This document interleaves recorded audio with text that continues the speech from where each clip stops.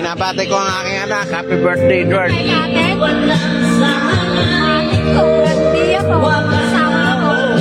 Sana laging ganito. Masaya. Grabe mo, pre, pag napilit sa Tagaytagay. Kung malapit-lapit lang sa atin. Grabe mo. Ay, oo. Alam ko to. Lapit lang. Alam ko to. May entrance ba doon ng Grande, ah? Ang tower, 500. Ginawa daw niya. Alam ko to. Hindi namin ginawakan. Ginagawa-gawa yan. Hawakan mo. Magkano